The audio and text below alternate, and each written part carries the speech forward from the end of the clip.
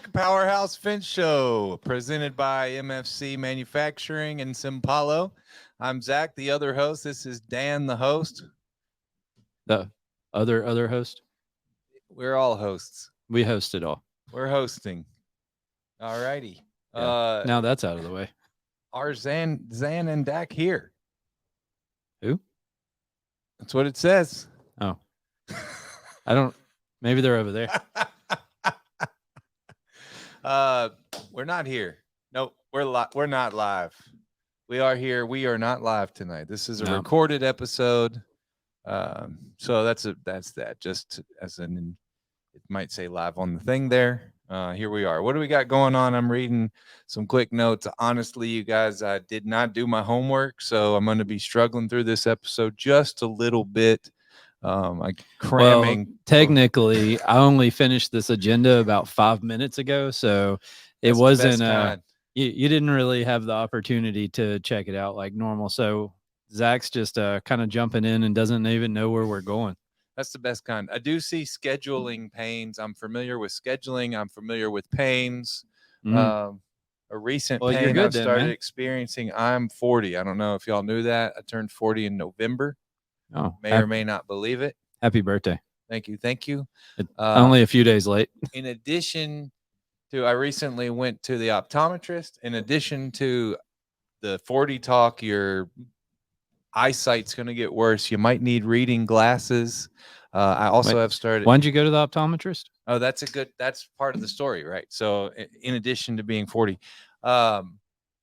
so I went kayaking over the weekend here locally. We have a river called the Wolf River. It's not the most beautiful thing, but it will suffice if you need to get some outdoors times in with your family. Spur of the moment without having to go out. If you get up the river a little bit, it's pretty decent. Right. So we started. Isn't it called like the Ghost River up there? Well, that part's gorgeous. We were not quite at the Ghost, but somewhere in between the Ghost and then here in the city where it starts to get a little yuck. This river is fed by runoff from Memphis Street. So as with any street, there's some trash that the industrial area, that kind of stuff. Yeah. So no, we went out east, kind of Arlington area.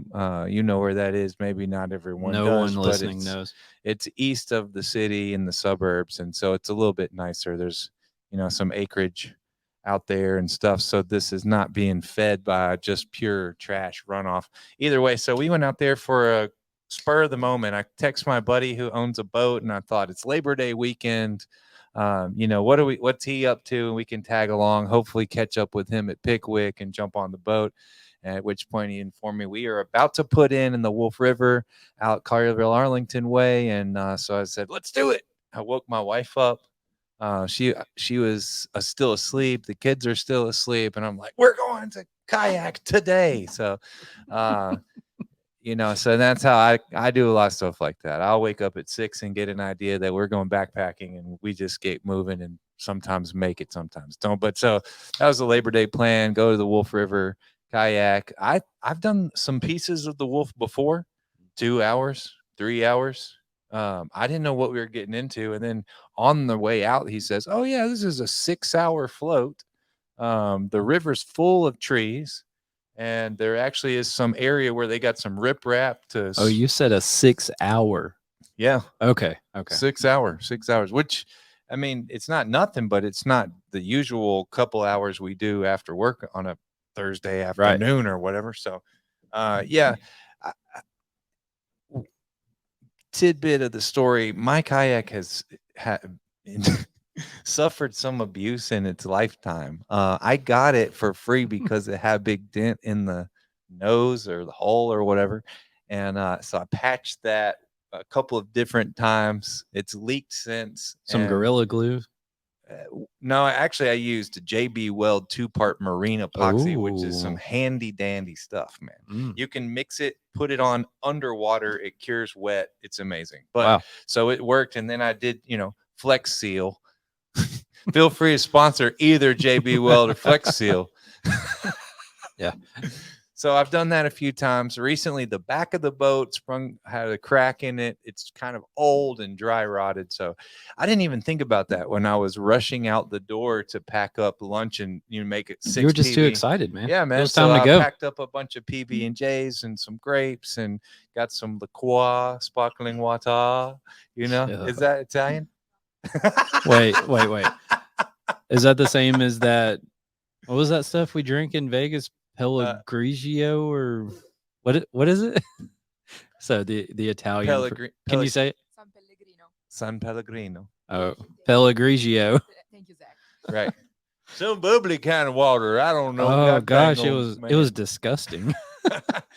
Zach's like, oh yeah, let's get some of that. I love it. I love it. Either way, so I loaded up that kind of stuff and jumped out there and went. And so at some point, I don't know, maybe an hour or so in, my boat started feeling wobbly, and I had my 5-year-old riding with me in the sit on top kayak, and noticed we were sitting a little bit lower in the water, and I had a little bit less control over the kayak, and all of a sudden we just are underwater. Basically, the boat just went underwater, and I'm out, and she was out, and the water's, it's 3 feet deep. So I grab her, no big deal, nothing real scary. The only thing is like, hey man, we are an hour away from where on we a 6-hour trip, and now your boat's at the bottom of the river. Yeah, so case in point, the boat sprung a hole. I lost my glasses. We did whatever we could scrambling. I didn't have the handy dandy JB Weld. We had to use some random Target brand 2-part epoxy, and applied that to the back of the boat and waited. And the cool part about this that I think is pretty cool is I got my daughter in with my wife and her kayak that was intact. Still floating. She probably inspected hers before she even got in the water, like a smart, responsible adult. And so what I ended up doing, it's a sit on top. So it's basically just a bubble, So I was like, well, the bottom's got a hole, so the top doesn't. I'll just flip it over. So I flipped it over and ratchet strap around and use that as a handle, kind of like riding a bull. I just strapped my one hand in and paddled the river rodeo. Yeah, man. And so there's some photos of me out there somewhere floating down the Wolf across I think I started to mention there's some riprap in there that creates like some rapids and stuff, and rapids, quote unquote. But you go across some fast moving water, across rocks, and so managed to navigate my way partially down the river on the boat upside down. Lost my glasses. Here I am, contacts, and that entered into pains. Pains of being 40 and pains of having a hole in your kayak. But the whole time, all week, I have some really, really cool friends, and I was pretty embarrassed for being kind of a bummer on the trip. But everyone's like, if we just jumped in our kayaks and floated down successfully, and there was just balloons at the end, and everything went perfect with there's no adventure in fun. That. There's no adventure in that. And the guy I was with is a real ingenuitive guy, and he was, really enjoying the opportunity to try to fix the hull of the boat on the side. And we got pretty crazy with it. At one point, it leaked the whole time. So, for the next 5 hours, we were stopping, emptying the boat out of, dumping out the water and trying again with the epoxy and all this. And at one point, we're like, let's, you wouldn't take Portland and just mix it with water and smear it on the boat, right? Or pour a footer. So we are like, okay, so if we think of this epoxy as the Portland, we're gonna need to add some sand, some aggregate. So we started mixing sand in a pot, whatever. So that's that. But it worked. I'm here. Yeah, you survived the boat. Treacherous went waters. to the curb immediately. Wow. So at least you made it out, man. Yeah, it was, and like I say, there's the story, and I think that story will live on and entertain, hopefully, many more people to come. So now we know why Zach does not have his glasses on today. Hey, so as Zach's drinking his coffee here, if anybody wants to be a coffee sponsor, let us know. We always so we always buy some coffee before the show and have it DoorDashed here. So just reach out if you're interested in that. What do you think about that? Yeah, I thought we had one. I didn't know where these coffees were coming from. Yeah, that's just me. Just me, man. Just me. I guess Thanks. Yeah, no problem. Cool. I'm glad everyone enjoys it. So, let's see. We got to talk about some old business, some processes. We've been talking about processes every time. Oh, wait, first, where's our listener from? Belgium? Brussels. Yeah. So, shout out to the listener in Belgium. They've listened to every episode that we've done. That's pretty cool. Awesome. Of course, everybody else is just here in the US. Like we have no Canada, we have no nothing but this one person in Belgium that likes to listen to us. So that's We're pretty getting cool. there. Yeah. Yeah. But anyways, so the processes. So I'm feeling the pain of people that go software shopping right now because we've been looking for like a project management, CRM type of software, and we've been going through some demos and doing all this. And every time I wind up just like scratching my head and like, all right, try to remember what all I just saw because if you take a software like that's capable of doing a lot of things and you try to fit it all into a 45-minute window or 40-minute window or something like that, I mean, you're just like boom, boom, boom, boom, boom, boom. That one we just did, it was so fast. I know. It was so fast. And And I'm like, hold on, that was a part of okay. What does that other button do? What does that button do? There was so much stuff that like we didn't even touch on. A 1 hour presentation didn't really give the full scope of what this stuff can do. That's right. I'm glad that you're the one who's exercising a little discretion there because there were a few times where I was just like, okay, just buy that one. Let's just buy it. Yeah. We need it. I want it. That looks like it does good things. Okay, that's the one. Yeah, and it's kind of funny that I think that's how people do. That's kind of how I would do in the software world too. But I'm trying my best, man. I'm trying my best, and it's not easy. But I'm shopping. I'm a little overwhelmed. This one's here. Okay, let's just get one and get it. After you look at 6 cans of beans, you're just going to pick a can of beans, right? You're not going to keep reading. So it is painful, but we're trying to go through that. So if anyone has any suggestions about any software that we might look at, I don't want to hear them. We've seen enough. Don't give it to us. Yeah. Leave it to Dan. Please defer all questions to Dan. Yeah. Or we're already complaining. We're complaining about having to do these demos and asking for more. So yeah, maybe that wasn't a good idea. No, I'm into it, man. I'm into it. Anything that really can make our job easier. And by easier, I don't mean so I can do less. I mean to make me more efficient. Yeah, you want to leave at lunch every day, don't you? What's that? Yeah, I'd like to stop eating my lunch and dinners at my desk. Yeah. And breakfast. I do that. Well, really, you eat like all 5 meals a day here, right? The 5 that I eat here. Yeah. And then I eat a couple more when I go home. Yeah. Which I don't think's any of y'all's business. Right. I just know that because I got to experience that in Las Vegas. Hey, Dan, I'm hungry. Yeah, Zach, I'm in my room. What are you doing?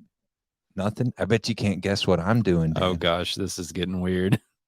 All right, move. I'm eating again. Had to wake up at 2 a.m. for a snack. Yeah. All right. So working on the software, trying to find something for us. Also have been working on like articulating a vision statement for Memphis Fence specifically. So that's I don't know, that's a little bit challenging when. Do you want to dig in that or just roll over it? Nah, we're just going to mention it, man. Okay, just roll on. Good. I don't know. We got a lot to talk about. So, okay. We have a job posting out for an estimator, project manager person. So if you know anybody that's maybe interested in that, then tell them to call Zach.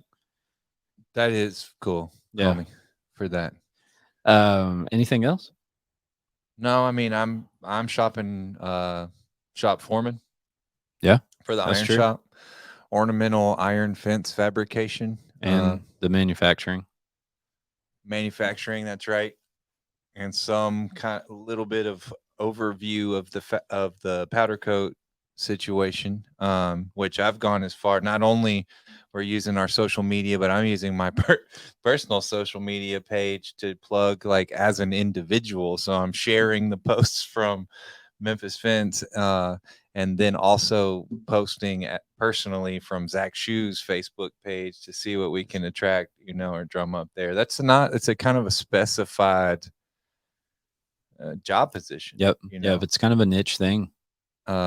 Especially if you want somebody that can build fence, build gates, and help with like management and oversight and things like that. Sure. So if there's software that could do that, because I currently am bouncing back and forth from the office to the shop more frequently than usual as kind of the interim shop foreman, yeah, so to speak. just So kind of doing a little satellite more shop foreman. oversight than normal. Yeah. So you need some cameras over there that you can like talk through. Be like, hey, Yeah, right. That's no, right. stop that. I know. I don't want to get into that. Yeah, that's You know, big I brother don't. stuff, man. That's too far.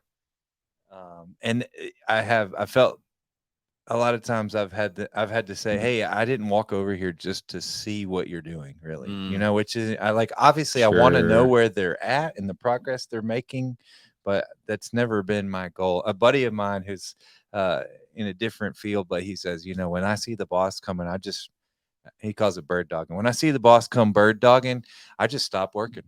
And until he's gone, I don't do anything.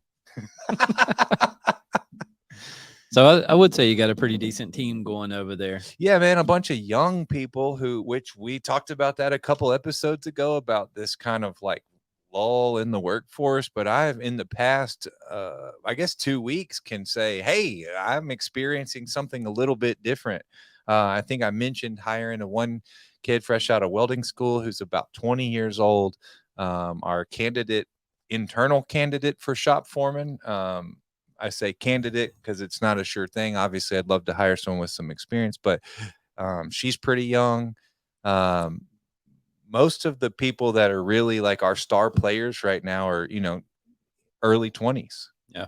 Which I mean, it's not young, but it's significantly younger. When I started over there, I think I was in my early 30s. And so we've talked a bit about that kind of gap where it's like, 35 to 40.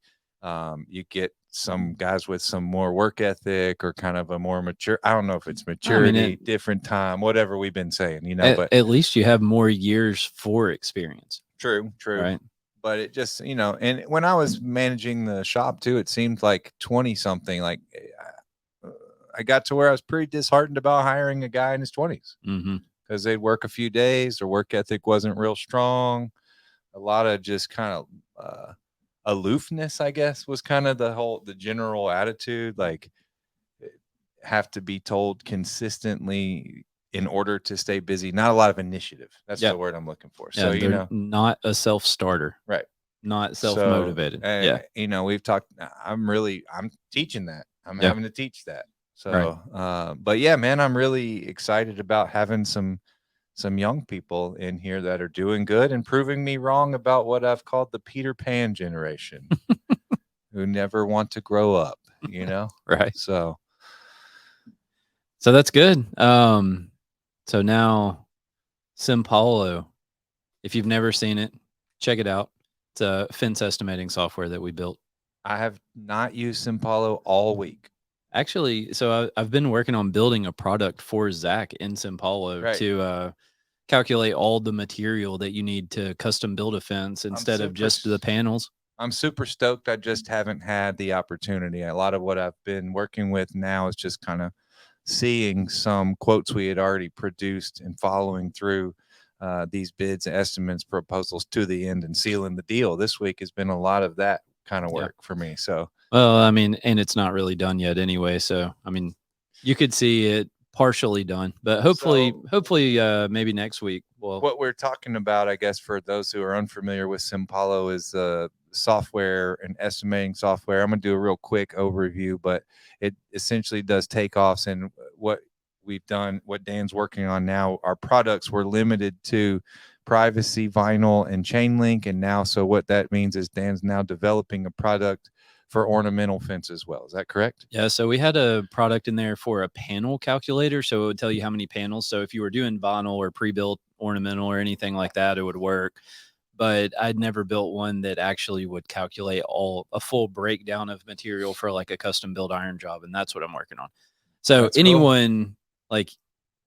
anyone could build their own products in So Simpalo. You can start from scratch or modify the stuff that's already in there or whatever. You don't have to wait for me. That will enable me to pull out a material list, which will also then function as a cut list. Yeah. Yep. Straight off a set of plans.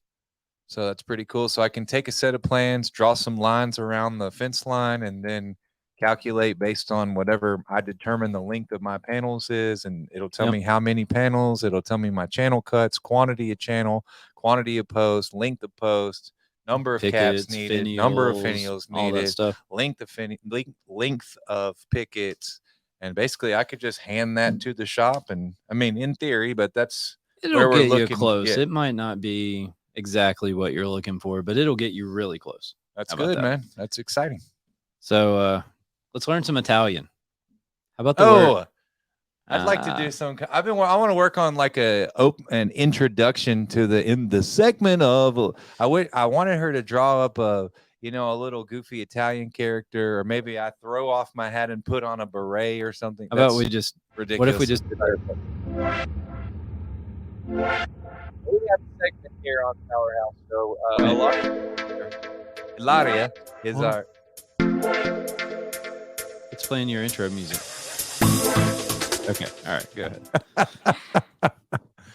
Ilaria is working as our producer tonight. She is the marketing director for Memphis Fence Company and all of the other brands and stuff. And she is actually from Italy and speaks Italian. So we have this. That's why we have the segment of learn some Italian. Yeah. Is how we say it here. And so you get to see me fail and Zach do pretty good every single week. That's how she it's been. tells me the week before, and I practice you've been all practicing? week long. That makes Isn't sense. that right? Oh, yeah. Somehow you nail it, man. You nail it, and I'm just terrible at it. All right. So in this segment of Learn Some Italian, how do you say coffee sponsor? Cafe. Caffè. And sponsor? Sponsor del caffè. Sponsor del caffè. All right. So that's not really the word. You see? No way he practiced that. And look, he got it. On this segment of Learn Some Italian with Ilaria, you can say my name. I can. I just say Ilaria because it's funny. I can't. I know you can't. It's okay. I try. I appreciate that. We're never going to do it. I know. Sorry, we lied. Schedule. We're not going to do it. Schedule is the word. Schedule. Programmazione. No, that's not one word. Yeah. No. Yeah. Again. Yes, please. Programmazione. Can you use it in a sentence? Fully in Italian? Yeah. Okay, I'll make it easier. Programma. What? That wouldn't. It's a synonym, and it's probably easier. It just came to my mind. But that wasn't a sentence. Oh, sorry. I just wanted. Is programma better? Il programma della settimana è impegnativo. There we go. And what does that mean? That the schedule of next week is going to be busy. Programmazione. Good job. I even gave you the easy one. It was programma. I know. I didn't want that. It was too much of a cognate for what's program, the hard one? and I don't like that. What's the hard one? Programmazione. I can't even do it. Programmazione. Hey, it's better than usual. Hey, I got a C that time? A D? The last time you got an F. I know. This time, I think you got a C, yeah. Oh, look at that. Moving up in the world. All right. So I want to share a story of something that happened this week. Zach's already heard about this, but I had a contractor, I don't know, a month or so ago, call me up, and he says, "Hey, I need some submittals for this job because the owner will not issue us a contract until we have submittals." Sounded kind of weird. It was a local company that I know, and so I just kind of went ahead and rolled the dice and went for it. Did the submittals, got them turned in fact, got them back approved a couple weeks ago. The guy calls me up. He's like, "All right, I'm ready for you to go ahead and get your material ordered. We're going to need some post out here in about 3 weeks." So yeah, we'll talk about that a little bit, but yeah, we'll need some post here in about 3 or 4 weeks. And so go ahead and order the material. I was like, all right, I still don't have a contract. I don't have a purchase order. I don't have anything other than you calling me and telling me this. And the guy says, "Okay, well, let me see what we're going to do. I'll work on getting you a PO or a subcontract or something along those lines." All right, cool. So the guy calls me back about 3 or 4 days later, and he's like, "Hope you haven't ordered that material yet." And I said, "No, what's going on?" the guy says, well, actually, my boss told me he found somebody cheaper to do the job.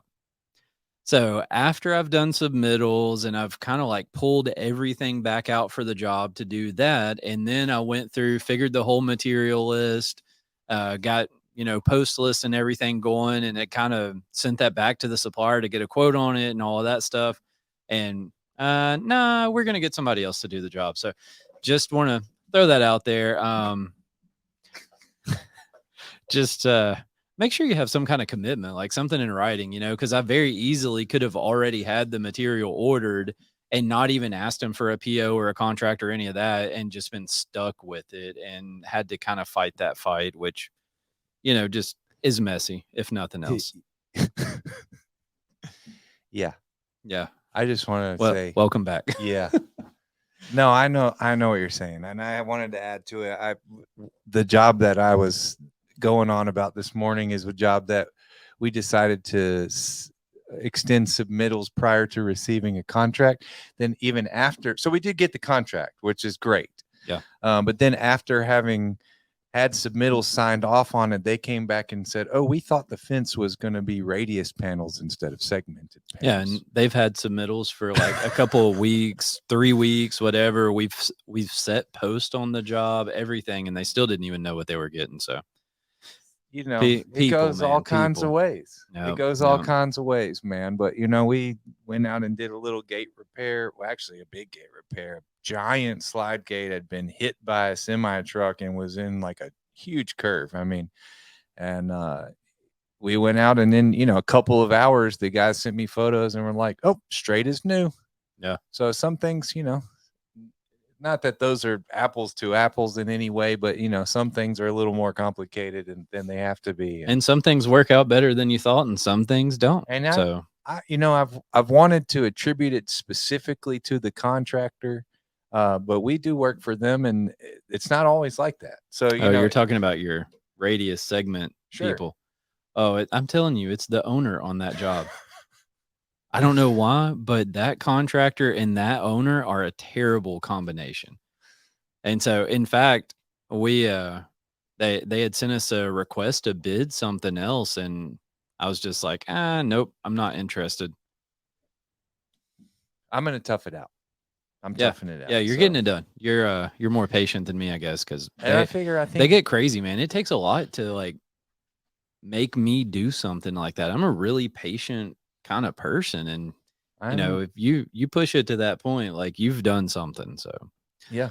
But anyway, so hey, this show's supposed to be about schedules. We are 28 minutes into the show, and we've yet to mention anything about a schedule. So what do I know about scheduling? Sorry, I don't know. Sorry about that. Sorry about that, listeners. But anyways, here we go. Here's the scheduling part. So first, before we really get into this, there are good superintendents. There are good project managers. Let's talk about schedules. Good. All right. There are good people to work for out there. And then there's some that are mediocre, and there's some that just suck. Kind of like, and then, there's these situations kind of like what he's talking about, where we work for this contractor pretty regularly, but in this one scenario at this one location, they're just extra difficult. And I don't know what it is, but there's a lot of circumstances that are just outside of our control and situations we don't know anything about, and we're kind of just the punching bag at the bottom of the food chain, I guess, sometimes. But anyways, so when you set out to bid a job, a lot of times there's a schedule on the front end, especially if it's like a new construction renovation kind of thing. The job he's talking about, it was like put a fence up here. So it wasn't there wasn't like a set of plans or anything else like that. But relatively relaxed, kind of an informal type of a job. I mean, really. So there wasn't a schedule for that. But in fact, is there a schedule yet? No, not really. I mean, I've extended to them a commitment to finish within a certain time frame, but that's it. We'll finish. I mean, I give them a couple weeks, within a week. I'm saying 4 to 6 weeks from the date of start. And, these guys, I have been on the phone with them and emailed with them once or twice a week since we started the whole process. So. Right. Yeah, I mean they're in the loop. Hence the whole neediness thing you mentioned. Right. So yeah, when you see that schedule in the bid documents, you want to look at it, right? Because I love it. well, okay, don't get too excited about it, but you want to look at it, and it's going to give you an idea of like the duration of the project. Right. Wait, I saw an electric fly swatter the other day. Need to get you one of those. It looked like a tennis racket, but somehow it like zapped the bug when you hit it or something. Yeah. So, anyways, I don't really remember what I was saying, but there is a Look at the schedule. schedule in the bid Yep, documents. yep. So that schedule is going to give you like a tentative time frame for the job. So it's going to let you know, is this a job that has to be done in the next 180 days, or is this a job that's going to last for 4 years? Right. It's going to kind of like narrow that window down Or for 30 you. days. Right. Exactly. So When I just go, yeah, right. Nope. Move on. Well, you remember a couple months ago, somebody wanted us to bid some gates and automation and all that stuff on. It was another school. It was a school. Can't remember, but anyways, it was like these custom built iron gates, roll top gates, and all that stuff, and they wanted them done in like 2 weeks. Yeah. And so I gave them a stupid number. I was like, look, it's not realistic to have it done in 2 weeks. If I have to stop everything else that we're doing and piss off every other customer we have, it's going to be worthwhile. And I mean, I just explained to him like the reality of the situation. And needless to say, we didn't get the job. But well, there's a couple of points I want to make without getting too far off track with this on the scheduling thing. One, our last episode, we talked with Tony, and he mentioned, and we talked about redlining, the contracts. Yeah. So that's one thing and so we've talked about that knee jerk reaction to just agree to whatever they say because you want the job. But I've also said, I've received a contract from a contractor and it said 30 days to completion. I just email them back and say, hey, this says 30 days. Is there anything we can do about that? I'm unable to meet that as a deadline. And then they say, okay, no big deal. Tell me when. So there's that option. Then the other thing you mentioned a school, and oftentimes the pressing point with government facilities, schools, whether they be private or government, is that they receive grants. They have a timeline stipulation on the grant.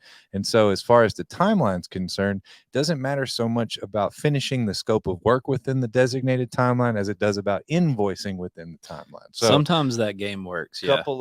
Couple of scenarios where sometimes at a school they want it done before the kids are back.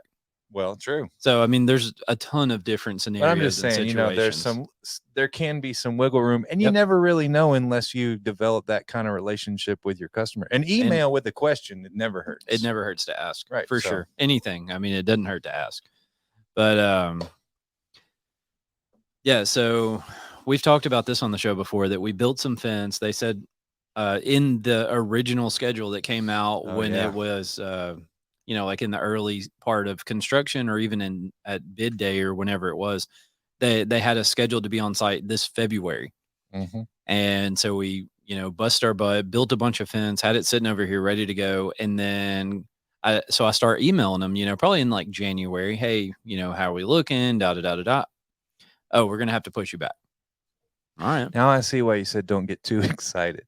Yeah. Because of this experience. I wasn't thinking about this job in particular. That's right. I was thinking about the ones where they're good and they lay out a schedule for us and extend that to us. So I don't really have to whole lot of responsibility as project manager to build out that timeline. Right. But yeah, it's frequently pretty well useless. Right. Like it does put a sequence in order. So I guess that's worth something. But so anyway, in February, you're emailing with them, and then what are they talking about? They're like, no. We need to push you back probably to like April or May.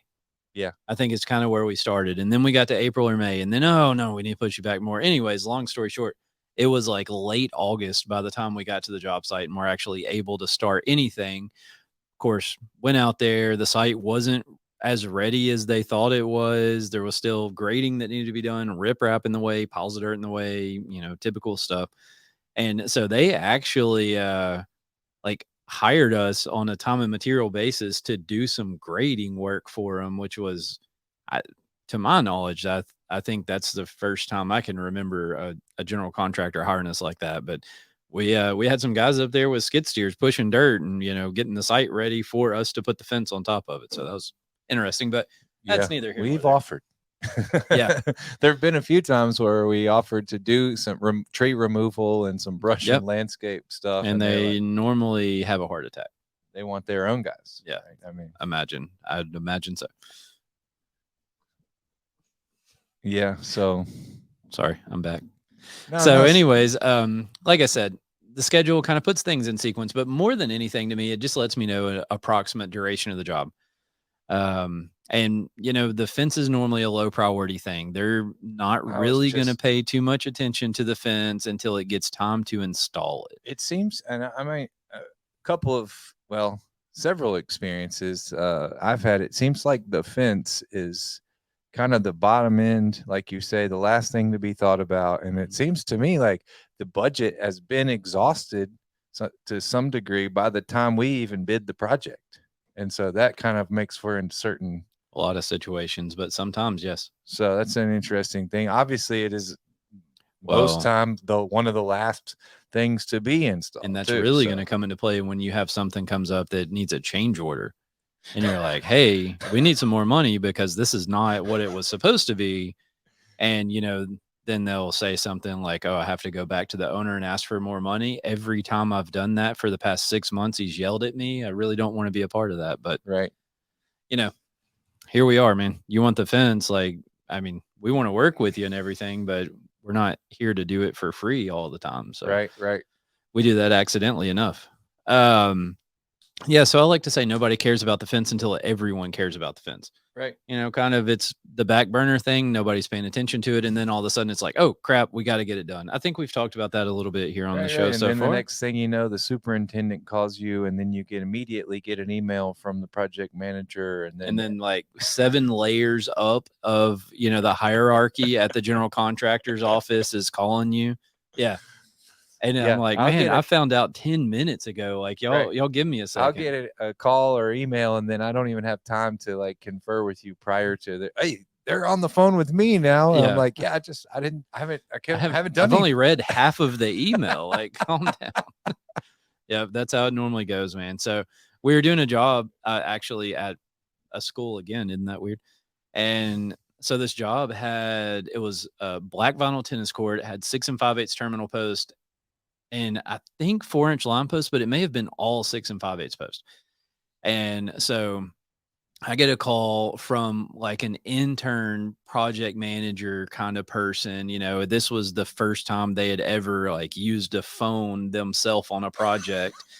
And they call me up and they're like, hey, is this thing on? Yeah, right. Hold on. How is this working? I mean, So he calls me up and he's like, hey, I need you to come out here and start putting these posts in. And I was like, man, those posts take like 6 weeks to get. You probably should have told me before the day before you want us there. And so, I kind of argued that. And so they wanted us to put in galvanized sleeves in the concrete they were pouring for this tennis court. So buy galvanized pipe to make sleeves out of. Well, then we get out there and it just wouldn't work. Like we couldn't get the sleeves to stay up where they were supposed to, So then we have all of these sleeves that we turned into bollards, so they weren't wasted. But then we had to buy a sonotube. So we buy the sonotube and basically just give it to them, and their concrete guys are going to install it. Well, then they go and install the sonotubes and pour the concrete in the rain. And, sonotubes are cardboard. So like a wet sonotube is not going to do anything. So what did they do? All of them collapsed. And so then we wound up having to hire somebody to core drill the holes for us to put the post in there. And I mean, through like 18-inch, because it was like at the edge of the slab where they had their footing going down and all that stuff. And it was like 12 inches or 18 inches thick. It was crazy. So I started arguing with him. I was like, man, we spent something like $7,500 on this job because you didn't I was like, y'all didn't tell us when you were going to be ready for us. And that guy told me, he said, open your contract and look at the schedule. And so this was like 4 months after the fence was originally scheduled to be on there. And I was like, all right, so your title is project manager. Like, what are you supposed to do? Because it sounds to me like you're supposed to manage a project. And anyways, we fought a little bit. We wound up just eating it. And I mean, there was nothing we could do about it. So it sucks, but So they did stick. They were on schedule, and they oh wanted no, to they were hold like you 4 to. months behind schedule. So this was in like October, November, and they told me I was supposed to have that stuff ready to go in July or something like that. And I was like, man, I see what you're saying. I see what you're saying. So- yeah. They're saying you are responsible to have been ready. that's right. If you stay Because ready, you don't have to get ready. because that schedule was included in the contract. And I mean, technically, yeah, they were right. And like I said, I wound up eating Yeah. it. So we made a commitment to share the mistakes that we've made. There's one. Yeah, I got a bunch of posts we brought in, cut, powder coated, sitting over there right now, just waiting on the call. I was joking with the guys just an hour ago, like they're like, when are we going to set all these posts? I said, I don't know. Be ready for them to call tomorrow. Who knows? And Yep. what's going to happen is we're going to, be sliding down the fire pole in the middle of the night with, at the sound of the whistle to jump out there and set posts whenever they say come out here and set the posts. So that's what we try to do. That's obviously the best thing to do, is to just be ready. Most of the time people are going to pay for stored materials. So like if you order it and you have it sitting here, you can send a bill in for stored material, so you're not just out of pocket. But yeah, so kind of like what Zach mentioned, it's definitely not uncommon for them to call you like when they're ready for you to set post. Yeah, you have weeks in your notes. I've seen it be less. Yeah, I intentionally skipped that weeks part, because remember, I wrote this whole thing in like 37 seconds. I think my keyboard was smoking. I think my first like emergency, if you will, kind of freak out or stressful moment was a contractor emailed and called, and I was here, the first person in the office that morning, so I had no one to bounce any of this off of. And it was like under the pretext or my assumption, however, that we had already committed to be on site, and we're kind of had dropped the ball. And so they're like, where are you guys? So I'm freaking out. I don't know anything about the job, got no information.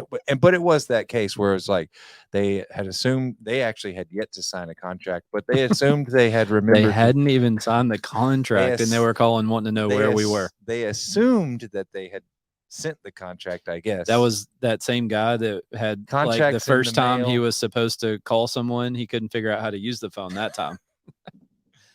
But yeah, so that was where are you? Get your butt out here right now. We got to get this thing done. Everybody's complaining, and it's time to get something done over here. And I was like, oh, so gosh, it doesn't understand. Like, it doesn't always happen like that, though. I mean, you remember the horror stories, but you don't remember the ones where people are, communicate well, and they're reasonable and understanding whenever they call you. Like, I know it's going to take you a few weeks to get here. I just want to go ahead and get on your schedule, that kind of stuff. So most of them are pretty reasonable, but some of them are not so much. And like you mentioned, we can take some fault too. I mean, it's not, if I just waited on this one job that I got a bunch of posts that have to be cut. These are 4x4 steel posts, some of which are quarter wall. If I just waited till they wanted me out there to order the quarter wall, there's a significant amount of handling time. The delivery time's short, coding all of the posts and everything. Coding, it's not like some pickets or some fence panels. I mean,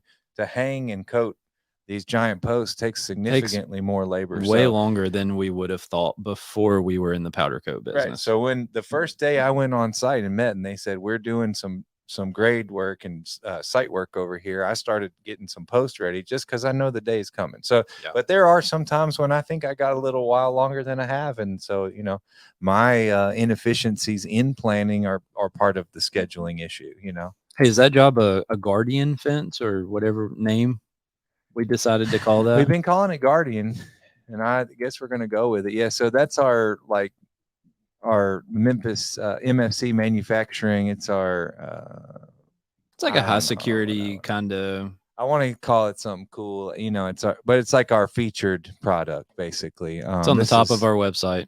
Ilaria hates the picture, but it's there.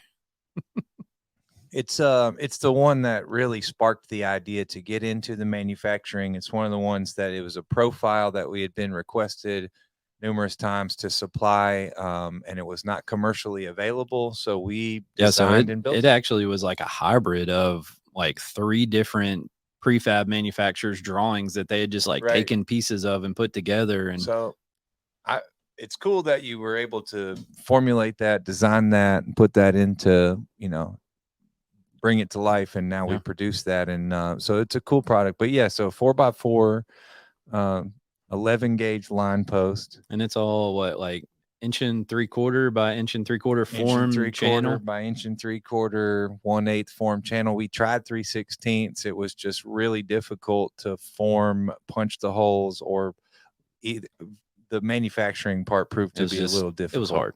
And it was a little bit unnecessary. 1x1 14 gauge square tube picket with the bent top and press point and all that, with the climb deterrent bend at the top. And hey, I mean, very similar. That's good. Climb deterrent. I like that. That's what I've been using lately. So good job. Yeah, that's one thing. That's that anti-climb.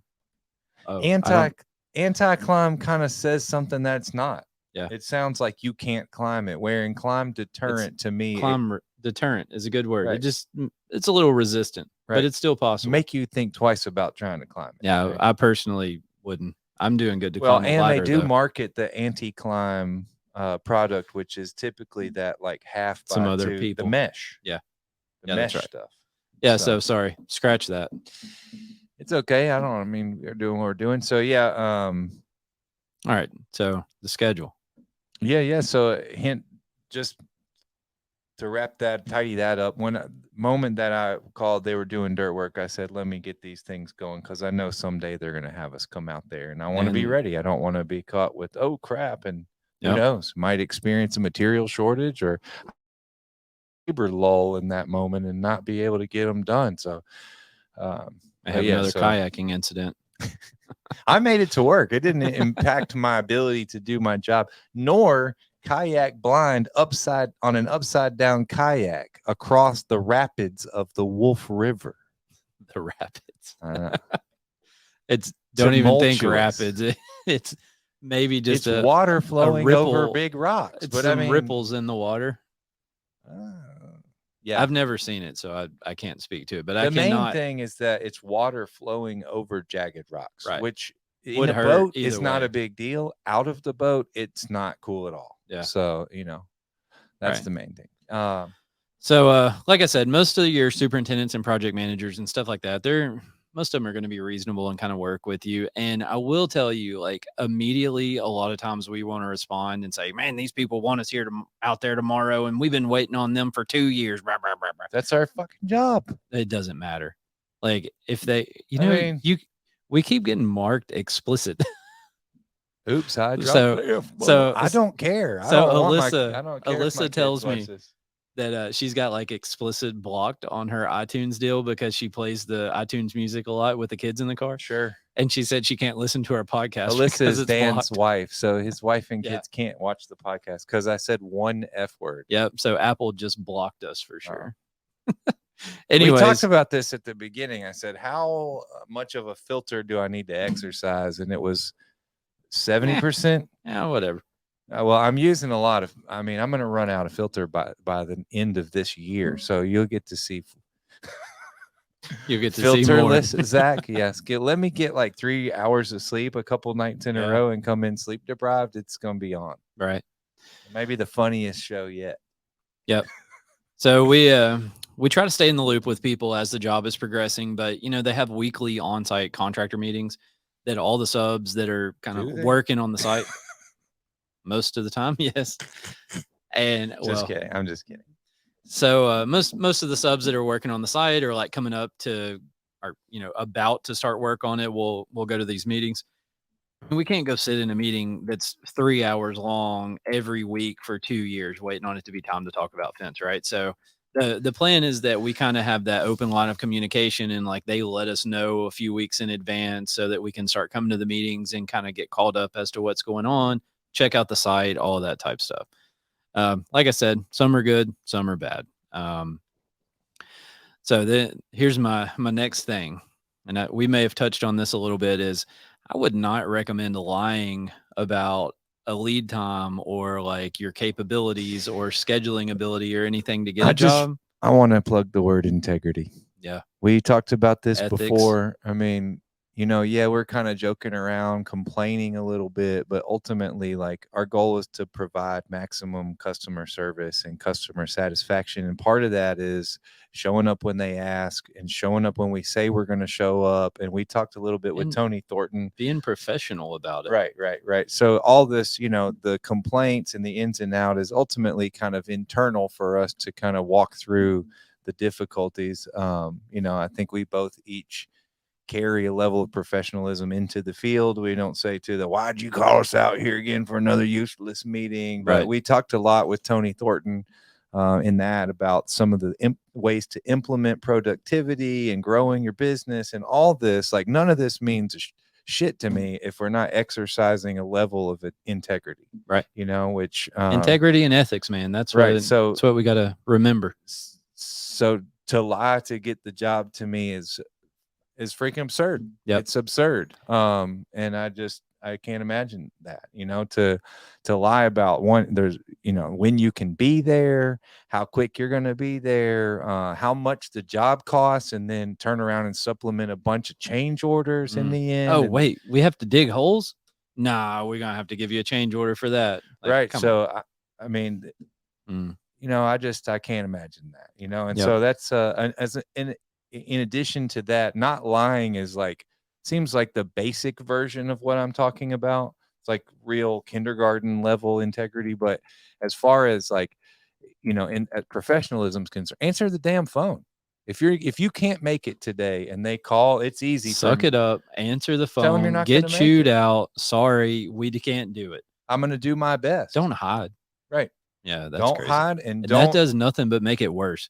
Like, you think if a contractor is going to be like a level 3 on the angry scale whenever you tell them you can't come, wait till you've ignored them for 2 or 3 days. Then they're going to crank it up to like 8 or 10, and you're really going to hear it then. And I don't want them to be a level 3 on the screw these guys never use them again level. So, so that's my next point to get to is like, you lie on the front end and be like, yeah, no problem. We can get that job done in 30 days. And you take 60 days. Well, guess what? They're not going to call you next time. Right. And like, if you have that kind of honest, open conversation at the front end, I think it's going to be like a positive memory. You don't want to be negative, right? So sure. And so, just be forthcoming, be in contact, respond to emails quickly, respond to phone calls quickly. If you don't have an answer, I had a friend in the business that would just wait till he had a good answer for him before he answered the phone. Oh, I've done all of that. Like, me too. I've called and been the guy that says I can't make it for 2 weeks, and they say you can't make it any sooner than that, and then I say, oh, I can make it in a week actually, which is not true. Right. And then you show up 2 weeks later and they're still mad. Right. Yeah. Or show up and do set a post. Right. Just to show go up out there and put some paint on the ground. Yeah. I mean, to make a showing. Yeah. I don't like that. Yeah, I can't stand that. I don't like that. I mean, it's a waste of everybody's time. But yeah. So have some ethics, have some morals. That we're dictating how to behave based off of our previous behavior, right? Right. So it's like, don't do what I used to do. That's what we're doing, man. We're just sharing our experience and kind of what we've learned. And I mean, I'll tell you, like, I was the guy that if I didn't have a good answer for him, I didn't want to confront that. And like, I'm going to try to hide and all of that. Right. And I've experienced could have been level 3. Now it's level 10. Like, I've experienced all of that, and it is not a good path to go down. Sure. I mean, I started, estimating and managing when I was pretty young, and I was basically just thrown to the wolves and had to learn on my own a lot of the kind of stuff. And man, it was, that was definitely a tough lesson to learn, but got it. And, here we are.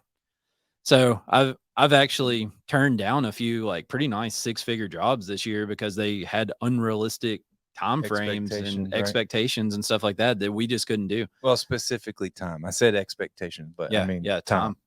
And I guess they found somebody that could do it, but like I just told them on the front end, sorry, I can't do it. One of them, I had like maybe I sent a follow-up email or something like that to them, and I think with this particular customer, I'd included some like terms and conditions kind of stuff that, kind of was like redlining when I bid the job, not necessarily waiting until I had a contract or anything to try to address it. So I did it on the front end. Right. And I was like, hey, this was at a university. You're going to have to give me some place to park.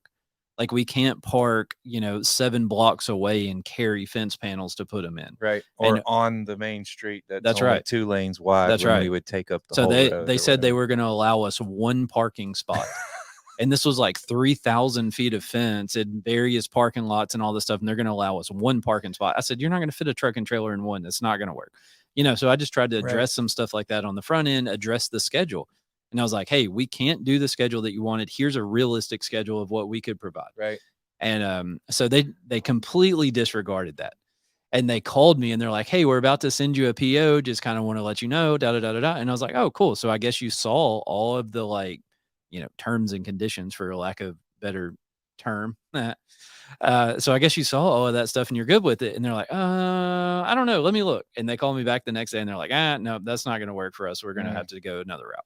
So, I mean, it hurts and it sucks. And I mean, we all like selling jobs, but again, that whole integrity, ethics, just be honest about it kind of thing.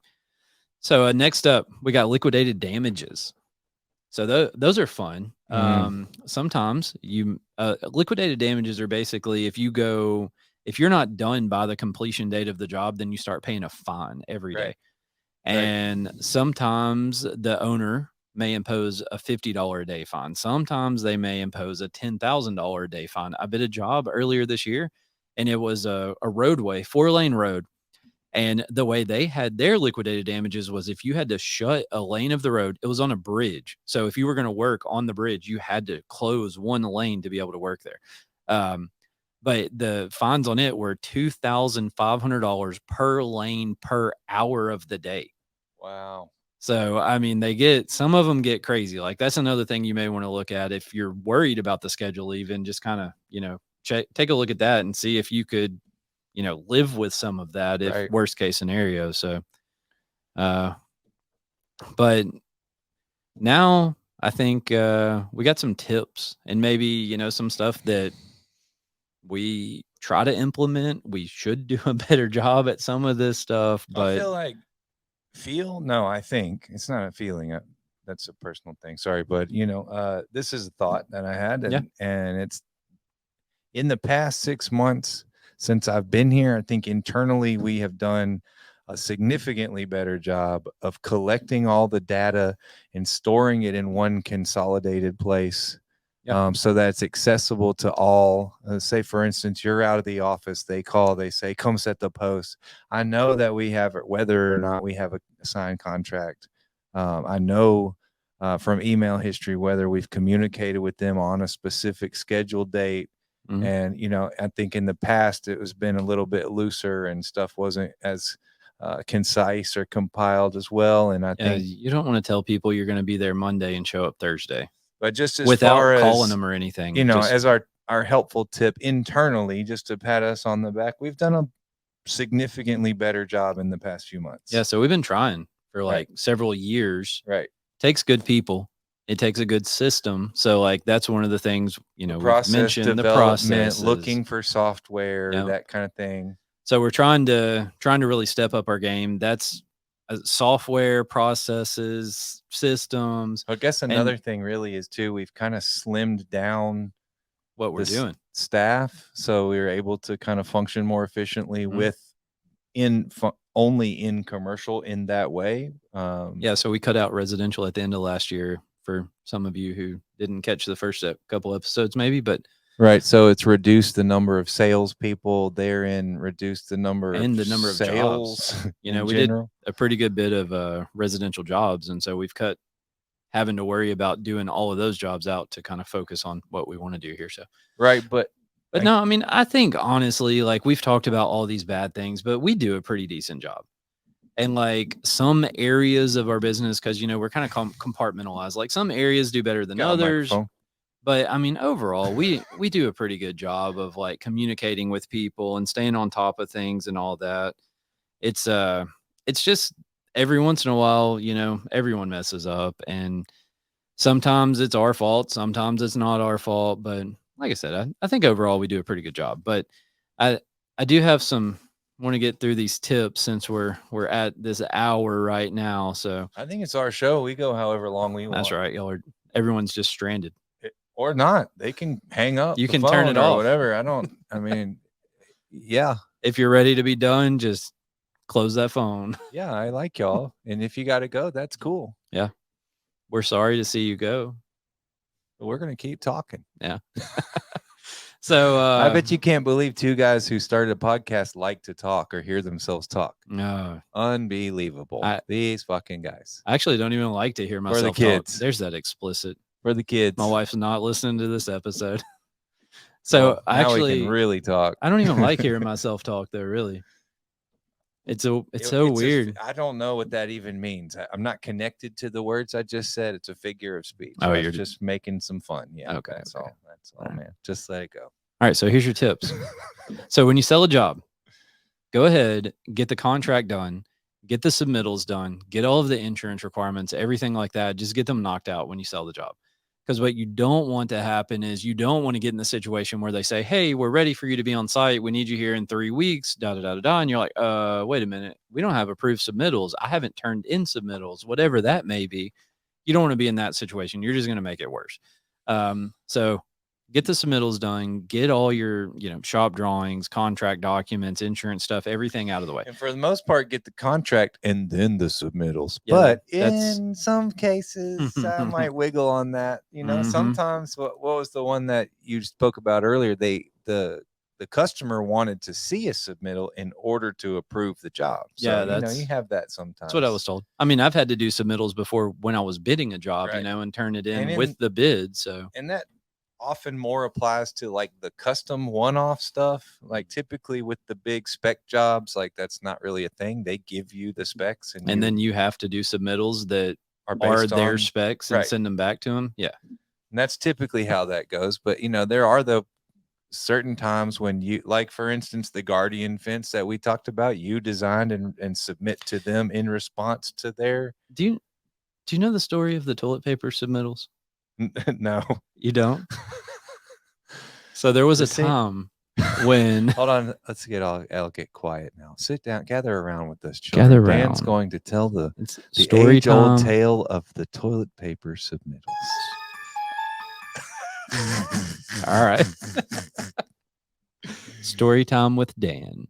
So my dad, I was on the fence whether I wanted to say who did it or not, but my dad, at the same school that you're doing the segmented radius fence back, man, I don't know, 20 years ago or something. They wanted submittals, and I don't know if the conversation was something like, hey, I don't know why you want submittals. You've drawn the fence and given it to me. That's what we're going to build. I feel like there was that type of interaction that went on, kind of like what we talked about. Like you have to redraw what they did and send it back to them for them to approve it. It could go one of two ways. I mean, it could be interpreted a couple of ways. I mean, it could be kind of snarky and you might not want to say that, And, well, he did. And so they told him basically like, you're going to do submittals or we're going to find somebody that will. And it kind of started off like that. So in response, he took a roll of toilet paper and drew submittals on the toilet paper. And so he would draw all of this stuff by hand. Like I think you've probably seen some drawing. He was pretty good at like drafting and all of that stuff. He drew it all by hand on toilet paper and makes this big cover letter to send him. And it basically is like, here's your submittals. They're completely worthless. I don't know why you wanted this, but I did you a favor and put them on toilet paper. That way, when you're done reviewing the drawings that you had already drawn, you can take them to the bathroom and wipe your butt with them or something like that. Okay. So he did, true story. And I would never do that. Just for the record, I would not suggest anyone do that, but so he does this. And then I took a class that was like a blueprint reading class. I took 3 classes that were taught by the same guy. One was blueprint, one was project management, and one was estimating or something like that, all through a contractors association. And the guy who was the instructor worked for the general contractor. He had the toilet paper on display? Oh, he didn't have it, but he got to the point in the project management bit where he was talking about submittals and he looked dead at me and he says, even if you think they're completely worthless, you have to do them. And I was like, man, it wasn't me. Like, but anyways, yeah. So wrong Dan Turbyville. That's right. So, anyways, yeah, get all that stuff done. We're a totally different company since then, right? That's right. So we're completely absolved of all That's right. the wrongdoings it wasn't of us. our predecessor. It was that other Memphis fence company, not this one. just to separate ourselves from that. Right, you know? right. I mean, And I like could I say said, I might want to do things like that, but again, like some level of professionality is concerned. And I don't mean kissing ass, but I mean, like we talked about being honest, but being honest with like, a measure of respect and professionality. Yeah, you got to maintain some professionalism because, I mean, that was like, I don't know, 10, 12, 15, whatever years later. And I honestly don't know when the drawings were done. I know I took those classes back in like 2008 or 9. So, it had been a long time. Right. And But I mean, it was still the guy, obviously, it was like right there in his memory. And it wasn't like the drawings weren't even sent to him. He just happened to work at the company. So they don't forget crap like that. But yeah, so we talked about looking for the schedule when you bid the job, more like, from the perspective of, is this job going to be really fast? So that's one issue. Right. Can we get it done in the time frame that they want? Sometimes you just got to turn away and, turn the job away and go work on something else. Oh, I like this next one. Sometimes the job is super long. Right. And we so talked about the cash flow and all that. Can I afford to do this job? Right. And so I had a situation in 2018. I dropped something, guys. Wow. Wow. The Sorry. show must go on. Wow. So in 2018, I signed a contract for a job. And at the time, I told the contractor, the project manager, whoever I was dealing with, I say, look, we need to order this material. Will they bill for stored materials? I'd sent him like 2 or 3 emails. Oh, sorry. So I sent him like 2 or 3 emails and I was like, hey, we need to bill for stored materials. We need to go ahead and get this crap ordered. The price is going to go up, da, da, da, da, da. So the guy, every time was like, yeah, I need to check with the owner and make sure they're good with it, all of this stuff. Well, fast forward a while, like 2 years, and someone else calls me from that company and they say, hey, we're about 2 or 3 months out from needing fence work. We want to make sure that you're ready, have everything. I said, actually, no, I don't. And I immediately brought up that stored material stuff. And fortunately, I had emails that I could produce and I sent to him. The guy says, you know what? I remember that situation. I remember so and so talking to me about it, and we never did anything about it. So, what I want you to do is get a quote on the material today, send me a change order for the difference. That's pretty cool. And so it worked out, but I had emails that I could produce showing them that I tried to do it on the front end. They never told me I was allowed to do it and all of this stuff. Right. But anyway, so we signed the contract on the job in 2018 and we actually installed the job in 2022. Okay. Which we did see like an unusual upturn in material cost over the course of those 4 years. But again, I mean, so even if I buy, it was a chain link job. So we bought the chain link material, right? We sorted that out. But then you have concrete. Right. Then you have labor. Then in that job, I mean, we had per diem, we had fuel, we had to pay for hotel rooms. Like every cost and everything had gone up exponentially, pretty significantly over the course of that 4 years through COVID and everything else. So you want to look at that schedule and you want to just kind of try to be prepared, So I would say open that line of communication early on. Like go ahead at the beginning of it, start talking like, hey, just want to make sure that it's going to take us some time to get the material. Do you want us to order it now and bill for stored materials? Do we need to wait and order it later? Like, kind of have those conversations early on. I would say, after you get your submittals, contract insurance, all that kind of stuff done, start having conversations about that schedule. Something that I've found works fairly well for like covering your butt. It doesn't necessarily do a whole lot for the job, I guess, but like to cover your butt, you can go ahead and make yourself a preliminary schedule and send it to them. And I mean, that can be something simple like, hey, material procurement is going to take so many weeks. Installation is going to take so many weeks. Then if you're doing automation and you got all that other stuff that goes along with it, just kind of like spell it out for them and send them an email and be like, here, I just want to make sure everybody knows kind of what schedule we're looking at. Some people will take that schedule and try to incorporate it into theirs to get you on site in time. Some people, again, are just kind of going to disregard it. It all depends on, what they're willing to do to try to work with you. But I will say that if it comes back and they're like, "Hey, you've got 3 weeks to do this job," and you can say, "Look, I told you it was gonna take 6," like, at least you have something kinda to talk about too. So, it's not all, like, kinda what we've talked about over and over. It's not all terrible, and it's not all about, like, trying to have something that you can argue with, but you wanna protect yourself and you wanna be prepared for what might happen. And if it only comes into play one time in your career, then it probably is going to be worthwhile. So, yeah, stay in contact. And, as time gets closer, we talked about this job that we were supposed to be on in February, and I start calling them, maybe a month before. So you want to do something like that and just kind of stay in the loop and just see what they're thinking. When do you think we might be ready to come on site?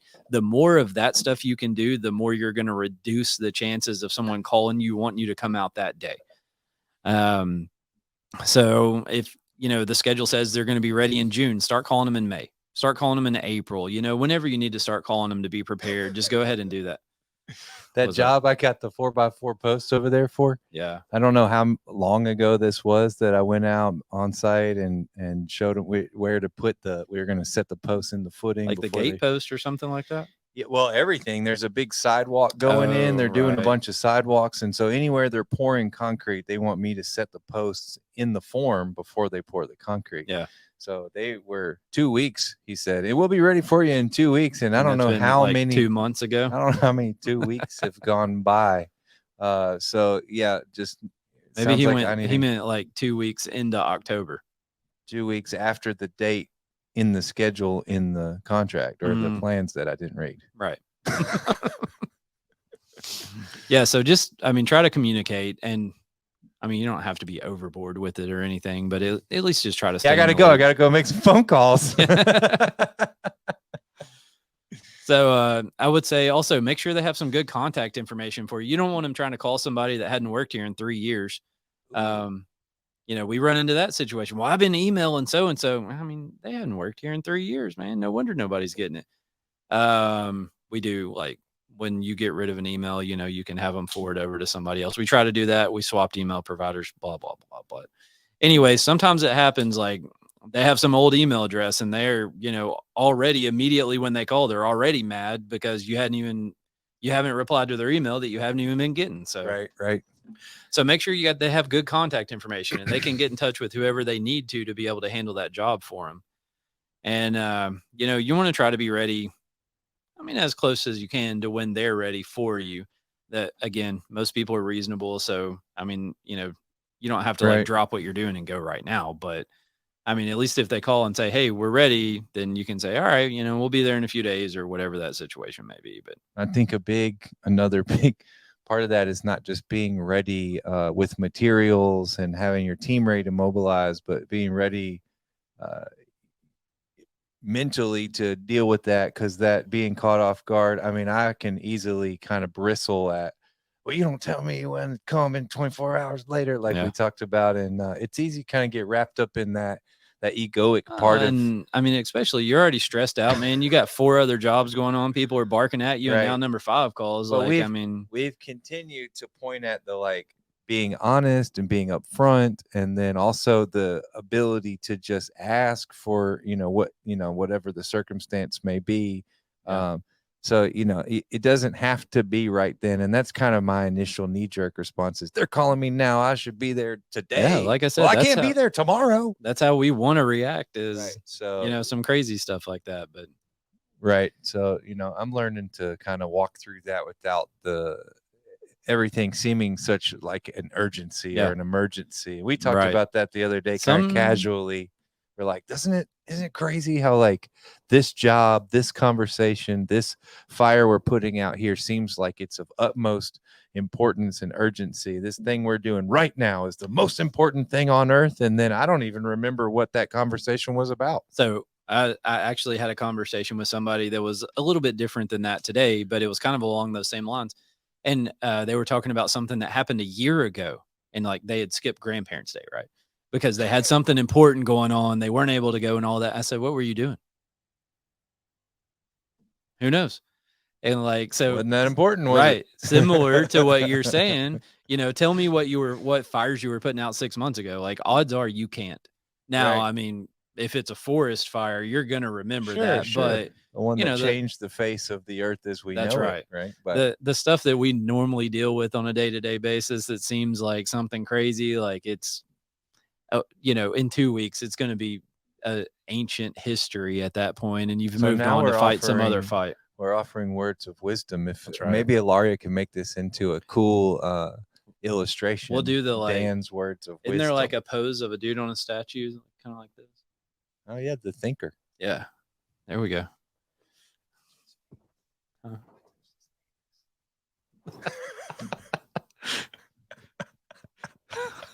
His picture of him in the statue. Yeah, we should use that. So also, It's Yeah. already explicit. why know what are I'm you saying? not? I can't hear you. That picture might get taken down if I use it. Oh, probably. It definitely would not. It's be. my Facebook profile picture Is right it? now. I hope it is. I look so happy. I look so happy. Yeah. Way too happy. Yeah. You're gonna. You were have pretty excited, and I was like in the middle of this walkway of 10,000 people, I and I'm think like, that was I the- can't believe we're doing this. Can you? Wait, so that was Zach's idea. Oh yeah, Oh, I figured that. Okay. yeah. Take a picture of me doing this to the statue. Yeah, and I said, okay, yeah, good idea. So you can see it. It was a naked statue. You saw his hands, like a naked dude statue. You saw his hands, so don't think you can that use your matters. imagination. It But, was Michelangelo, by the way.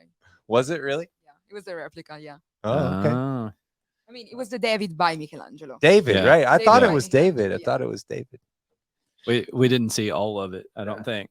Wow, we got off track with statue. You're gonna do something about the thinker, which is not that statue, or No. That's going to be our at new, which point I said our I new, touched his penis. our new profile picture. Yeah, and like a secret. Psst, hey, come here. All right.